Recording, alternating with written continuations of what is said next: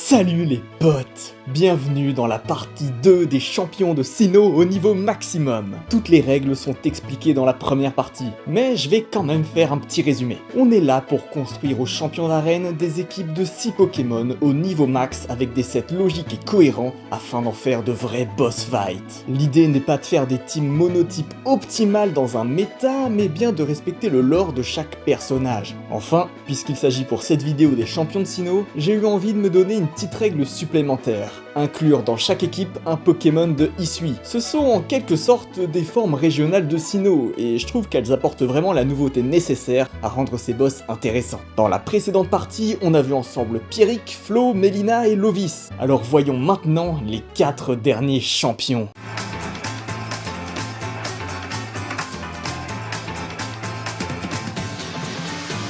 Chimera, la championne spectre d'Union Police, coordinatrice de concours. Et comme le veut la logique du type spectre à l'époque, ses stratégies consistent à apeurer, rendre confus, brûler, endormir, etc. Et franchement, c'est plutôt fun, ça m'inspire pas mal de choses pour ses builds. On va direct lead avec Magirev, son Pokémon fétiche. Magirev, c'est un Poké un peu compliqué à jouer, il souffre de statistiques qui sont ce qu'elles sont, mais au lieu de s'entêter à en faire un attaquant, on va plutôt s'en servir pour annoncer la couleur de l'équipe. Feu follet direct, et châtiment avec. Il peut également gêner les Pokémon spéciaux avec feu ensorcelé, et profiter de sa ceinture force pour tenter d'arnaquer son adversaire avec lien du destin. Arrive ensuite Motisma, un autre Pokémon spectre iconique de la région. Lui servira de défogueur pivot, et peut aussi handicaper sa cible avec un statut, cette fois-ci la paralysie. Mais 2 utilisateurs de châtiment, ça n'est pas assez, alors permettez-moi de vous présenter mon dernier chef-d'œuvre, Grodrive. C'est un Pokémon qui a tout plein de particularités. J'ai essayé de relier les différentes possibilités pour créer une sorte de tout cohérent. En gros, le Pokémon devra venir sur une non-menace pour activer son orbe flamme et si possible placer un clone. Une fois fait, son talent Rage Brûlure s'active, boostant ainsi son attaque spéciale. Tout ça, ça se passe en un tour. Ensuite, Grodrive pourra utiliser Tour de Magie pour voler l'objet de l'adversaire tout en lui refilant son orbe flamme. La cible ainsi brûlée prendra les dégâts maximum d'un châtiment sous Rage Brûlure. Mais le statut et les clones, ça prend de la vie. Eh bien, pas de panique, le set peut aussi se soigner avec Volforce, ce qui aura aussi pour conséquence d'encore baisser l'attaque de la cible. C'est vraiment du pur bricolage, mais qu'est-ce que c'est drôle. Sans doute l'un de mes sets préférés imaginés jusqu'ici. Et pour continuer sur des Pokémon de Sinnoh, passons à Noctunoir. Celui-ci ne basera pas sa stratégie sur un statut, mais profitera simplement de ses puissantes capacités physiques. Avec son bulk, il n'a pas trop de mal à placer un clone, ce qui lui permet d'utiliser le puissant Mitra Point. Et avec ça assez stable, il touche l'intégralité des Pokémon à l'exception d'un seul. À part ça, le set paraît sûrement fort basique, mais il fait en fait le taf, le Pokémon ayant plutôt de bonnes statistiques. Et pour finir avec les grands classiques de Chimera, enchaînons avec Ectoplasma. Évidemment, c'est vraiment le Pokémon par défaut auquel on pense lorsqu'on parle de boss de type spectre des anciens jeux. Mais Chimera, elle a toujours sa super stratégie. Le Poké ne possédera pas Bas-l'ombre, mais châtiment, de nouveau. Bon, on lui comptera surtout sur le travail des 3 premiers Poké pour mettre des statuts, ou simplement sur sa propre Bomberk, qui possède une chance sur 3 d'empoisonner sa cible. Il utilise aussi l'affreuse Exploforce pour une vraie couverture, ainsi que Machination en setup sérieux. Ah, et le Pokémon possède un ballon, c'est pour la nostalgie du bon vieux temps, ainsi que parce que dans ses combats d'arène, Chimera n'utilise que des Pokémon volants. Alors voilà, c'est rigolo, j'ai voulu conserver cette idée au moins pour les 3 Pokémon originels. Ok, jusque-là, l'équipe est des plus classiques. Je pense que ça fera pas trop de débat pour l'instant. Mais il reste le Pokémon de Hisui. Je pourrais mettre Zoroark, mais j'ai pas envie. En plus, son design in-game dans Arceus se basait sur une strat similaire à celle de Châtiment, mais sa capacité signature a complètement changé au passage à SV, donc ça me saoule, c'est pas marrant. Il y a bien Typhlosion qui lui a conservé son effet, mais c'est un starter d'une autre région, ça ferait vraiment bizarre. C'est aussi pour ça que j'ai pas filé Clamiral à Lovis. Non, moi ce que j'ai envie de faire, c'est de redonner Paragruel à Chimera. Mais cette fois-ci, le mâle, la forme qui se concentre sur le physique. Ouais, je sais que vous le voyez venir, et c'est exactement ce que j'ai fait. Mouchoir choix, adaptabilité, hommage posthume. C'est tout simplement trop puissant. Une fois qu'il ne reste plus que lui en vie dans l'équipe, la capacité atteint 300 de puissance. Avec le stab et adaptabilité, on obtient un joli nombre de 600, tout pile. 600 de puissance, précis et sans contre-coup, utilisé par un Pokémon très rapide grâce à son mouchoir choix. On peut se le dire, Paragruel est broken, le Pokémon est réellement indécent. Mais c'est franchement pas de refus pour Chimera, qui jusque-là n'utilisait que des strat pratiquement troll. C'est très marrant, mais un bon carry comme Paragruel pour terminer l'équipe, ça solidifie nettement le tout. Malgré ça, lors des tests, je me suis amusé à ne sortir Paragruel qu'en dernier recours, et c'était juste trop marrant de faire fonctionner les stratégies stupides à base de châtiment, et particulièrement avec le gros drive. Je suis vraiment content de la sauce que dégage cette équipe. Elle est peut-être au global moins optimale que celle de Lovis, mais son hard carry est tellement violent que je peux pas vraiment la classer en dessous. Maintenant, va falloir tenir la cadence pour les derniers champions.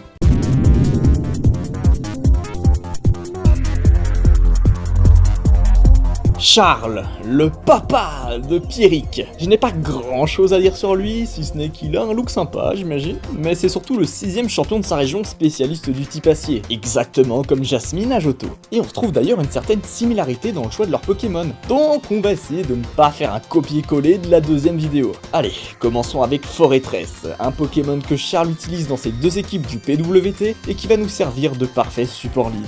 Parmi les deux hasards qu'il peut placer, j'ai choisi les pièges de roc, non seulement parce que c'est la capacité signature du fils de Charles, mais aussi parce que ce Forretress a déjà besoin de plusieurs tours pour placer ses murs de protection, boostés par sa lume argile. Avec son énorme défense, son excellent type et sa ceinture force en 4 coups durs, il est pratiquement certain de pouvoir remplir sa mission. Une fois fait, il peut pivoter lentement avec son change éclair. En Pokémon un peu plus direct, on a Minotape. C'est aussi un Pokémon que Charles n'utilise que dans Noir Blanche 2. En même temps, c'est le seul jeu où il apparaît dépassant la 4G. Et ça lui va vraiment bien. En tant qu'ancien chef d'une mine et héritier d'une famille toujours liée au souterrain, il est normal que Charles puisse avoir un Pokémon foreuse tel que Minotape. C'est un peu l'évolution de sa fameuse spell. Et Minotape, c'est vraiment un Poké de fou. Équipé d'un mouchoir choix, il menace une tonne de Pokémon avec ses puissants stabs. Son talent brise-moule lui permet même de toucher avec séisme les Pokémon censés l'éviter. Et enfin, il servira aussi de spinner à l'équipe, d'une pierre deux piafs. Et c'est marrant parce que les Pokémon avec lévitation, Charles les connaît bien. Archéodong a cet avantage particulier de n'être faible à aucune des faiblesses pures du type acier, enfin selon le set. Il possède le talent lévitation pour ignorer les attaques sol, mais aussi ignifugé qui annule sa faiblesse feu. Bon, évidemment lévitation est bien plus opti, mais ça ne m'empêchera pas de lui donner une bêche choco pour simuler son deuxième talent. Avec ça, et en comptant sa neutralité combat due à son type psy, Archéodong devient réellement neutre à chacune des faiblesses du type acier pur. Mais en vrai, le plus important c'est surtout ses investissements en défense, couplés à plénitude et force ajoutée. Le Pokémon ne tape vraiment pas fort de base, mais une fois boosté, sa puissance augmente de façon exponentielle. Il ne faut juste pas espérer faire des miracles avant 2-3 plénitudes placées. Ce qui ne sera pas un problème de Steelix. Lui, c'est le gros bourrin de service présent chez Charles depuis le tout début. Son principe est des plus simples. Il vient sur le terrain, ignore les attaques physiques avec sa défense indécente, puis tabasse avec sa tête de fer stabber sans limite sous orbe vie. Pour cette configuration, Queue de Fer serait encore plus puissante, mais la capacité est trop imprécise, et puis c'était déjà la signature du Steelix de Jasmine. Pour les autres attaques, c'est très simple, le deuxième stab séisme, la couverture parfaite avec éboulement, également boosté par sans limite, et un big splash précis, safe et puissant pour finir. Allez, c'est bien beau tous ces tanks physiques, mais que faire en cas de danger spécial? Issui a la solution pour nous, Muplodocus, je crois que c'est même le seul Pokémon d'Issui possédant dans le type acier. Et c'est très bien, avec ses 150 de défense spéciale de base, c'est pile ce qui nous manquait. Avec une petite veste de combat, on peut se permettre de l'investir au maximum en attaque spéciale afin qu'il fasse des ravages avec ses stabs lumino-canon et Draco Météore. Avec ça, la couverture de bourrin parfaite, déflagration et hydrocanon. De nouveau un Pokémon simple à placer qui fera son job sans difficulté. Passons donc au dernier Pokémon, le préféré de Charles et accessoirement deuxième fossile de la région, Bastiodon. Lui, il combine défense spéciale et physique. Mais surtout physique. Là où il galère un peu plus, c'est en attaque, même si ses stats feront des dégâts acceptables une fois le Pokémon investi au max dans cette statistique. Mais non, sa vraie menace, c'est bien sa défense. Déjà énorme de base, il peut l'augmenter encore plus avec Mur de Fer. Et après ça, je vous raconte pas les dégâts de son Big Splash. Bastiodon, c'est une sorte de setup final qui n'aura qu'à prier que les menaces sol et combats adverses aient déjà été gérés par les autres membres de l'équipe. Et voilà pour Charles, une équipe qui n'a pas trop de cohérence visuelle, enfin je trouve, mais qui de toute façon colle bien à Charles et conserve une logique au sein de son gameplay. Des Pokémon pour la plupart très solides, en particulier dans l'une des défenses, qui essayeront malgré tout de cogner dur et d'être le moins passif possible. Avec les quelques tests que j'en ai fait, j'ai pas eu de grosses difficultés. Étonnamment, les Pokémon se complètent assez bien, et ça me satisfait grandement pour ce 6ème champion.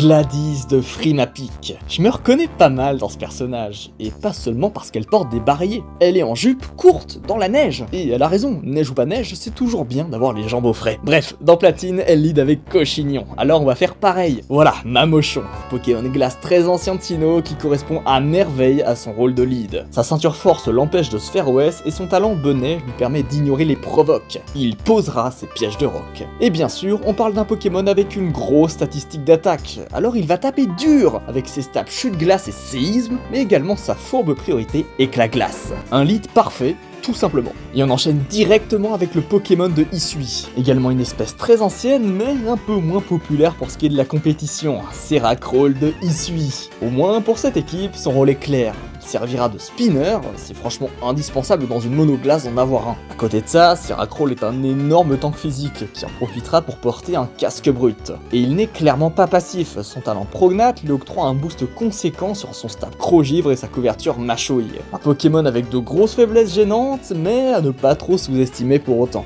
Et en parlant de Pokémon à ne pas trop sous-estimer, Dimoré. C'est quand même une sacrée aubaine que Gladys apprécie les Pokémon forts, parce qu'en y regardant de plus près, les types glace puissants, c'était pas super commun avant les dernières générations. Dimoré, c'est un super Poké offensif, très rapide et frappant fort, avec ses super stabs triple axel et sabotage. Il possède aussi la prio éclat glace, bien pratique contre les setups notamment, ainsi que casse-brique en coverage combat. C'est moins populaire que balayage, mais plus constant, et je trouve ça mieux pour l'équipe d'un boss. Et dernier petit détail, faut savoir que dans les jeux se passant à Sinnoh, Gladys et Melina sont des amis proches, qui passent beaucoup de temps ensemble. C'est illustré dans Diamant Perle par la présence d'un Charminade dans l'équipe de Gladys, et pour cette vidéo, ça sera la famille de Dimoré et Farfurex, présente dans chacune de leurs équipes, qui va nous permettre de lier les deux personnages. Bien, ça c'était pour la première partie de l'équipe, composée exclusivement de Pokémon physiques. Maintenant, il est temps d'entrer dans la tempête de neige. Blizzardois se chargera de modifier le climat grâce à son talent. La neige aura pour effet d'augmenter la défense de tous les Pokémon de type glace, de permettre à la capacité Blizzard de ne jamais échouer, mais aussi d'autoriser le placement du Voile Aurore, une protection qui divisera par 2 toutes les attaques adverses pendant 5 tours. C'est sans doute Givrali qui en profitera le plus. Équipé des restes et de son talent Corgel, il pourra récupérer jusqu'à 12% de sa vie à chaque tour. Parfait pour lui laisser le temps de se setup avec plénitude. En plus de ça, il possède des investissements en défense physique, sa deuxième meilleure statistique derrière l'attaque spéciale, ainsi que la capacité Vœu pour tenir le plus longtemps possible. Initialement, j'avais prévu un set similaire mais avec le talent Rideau-Neige ainsi que Reflet, mais c'était un poil trop aléatoire. Cela dit, c'est le talent qu'utilisera Momartic, le Pokémon principal de Gladys depuis Platine. Maxé en vitesse et avec des lunettes choix sous neige, son Blizzard peut s'avérer vraiment dévastateur. Avec son deuxième stab Balombre et son coverage Tonnerre, rien ne lui résiste. Il peut même se permettre d'utiliser Tour de Magie pour handicaper les Pokémon défensifs. Voilà donc le résultat pour l'équipe de Gladys. Je m'attendais vraiment à ce qu'elle ait une très mauvaise team, parce que les monoglaces de champion d'arène ça finit rarement bien, mais finalement j'ai été ultra surpris. L'équipe est forte, les Pokémon sont forts, et surtout la neige, la version modernisée et corrigée de la grêle des anciens jeux, c'est un climat de fou qui booste très directement toute l'équipe. Je pense que ça va être très dur de faire mieux avec le même type pour les prochaines vidéos.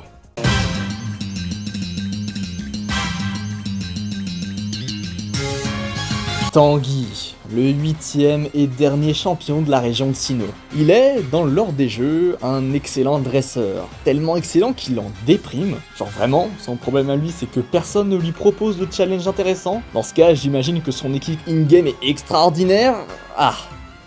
Ouais, on a un problème là. Bon, c'est le 8ème champion, on va quand même tenter de faire un truc potable. J'ai remarqué que dans BDSP, Tanguy joue une team Rain avec carrément un Béquipant. Et c'est vrai que le personnage est un peu lié à la flotte. Il utilisait déjà un Octillery dans Diamant Perle et sa ville se trouve directement sur la mer. Alors on va récupérer cette idée là, mais avec Electrode de Hisui. Là j'avoue, c'est un peu une chance. En fait, Electrode est par nature un support n'ayant pas grand chose de plus que son immense vitesse. Et c'est pour ça qu'il apparaissait déjà en poseur de mur dans les précédentes vidéos. Mais il se trouve que j'ai beaucoup joué sur console un set de Electrode de Hisui avec Danse Pluie, genre premier degré. Et ça tombe bien, le seul Pokémon de Hisui à être de type électrique se trouve être Electrode. Alors c'est assez évident, on a déjà notre poseur de reine. Avec Change Éclair, il peut laisser l'équipe profiter de la pluie, mais il peut aussi frapper lui-même avec Fatal Foudre qui n'échouera jamais. Enfin, il peut même se mettre KO lui-même avec Air Blast, sa capacité signature de type plante surpuissante. Le deuxième Pokémon à profiter du climat, c'est Motisma. C'est évidemment le meilleur Pokémon électrique de Sinnoh,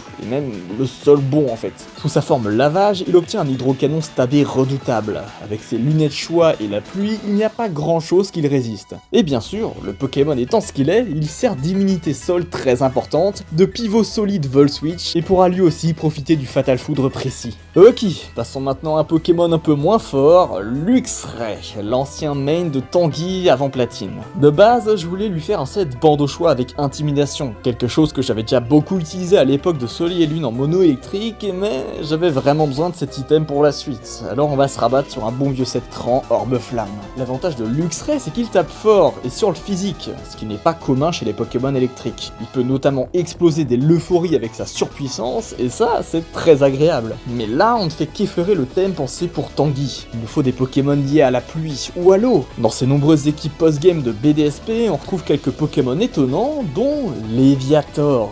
J'aime beaucoup l'idée, ce n'est pas un Pokémon électrique, mais bon, bienvenue à Sinnoh. D'ailleurs, dans les rematchs en arène de BDSP, Tanguy reste le seul champion à utiliser un Pokémon n'étant pas de son type principal. Et ce Léviator nous sera aussi utile pour plus tard, mais concentrons-nous déjà sur son set. Ça sera un simple setup Danse Draco. Avec Intimidation et Sabéprine, il est très facile pour lui de se placer. Sa cascade stabée peut être encore plus boostée si la pluie est toujours sur le terrain, et sa couverture est des plus classiques pour couvrir un max de Pokémon.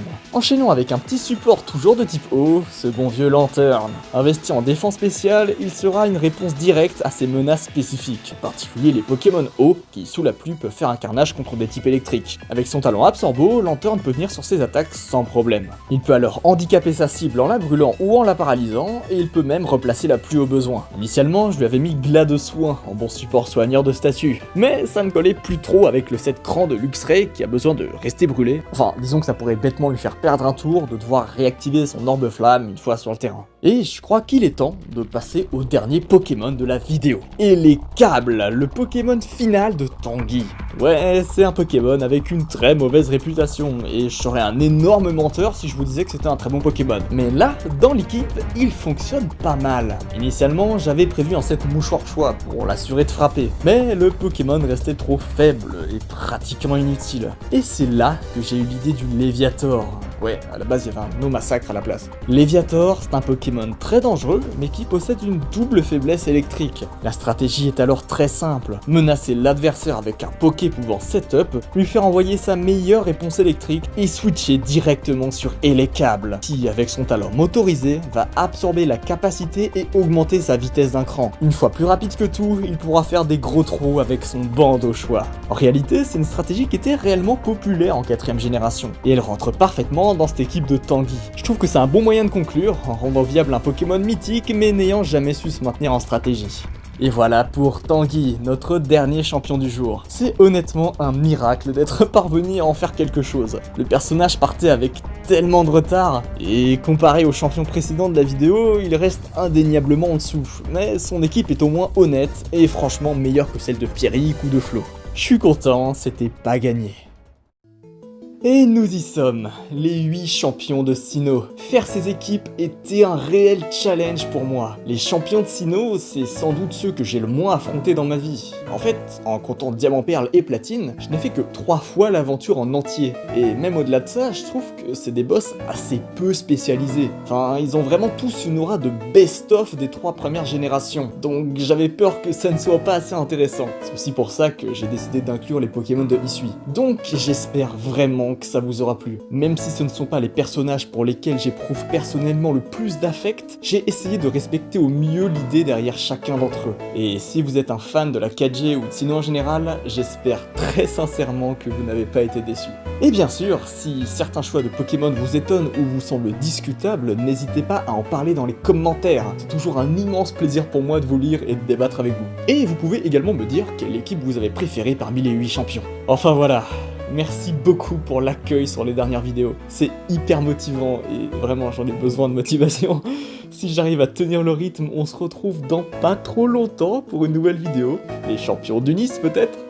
Et en attendant, je vous souhaite de merveilleuses fêtes de fin d'année et à bientôt les potes!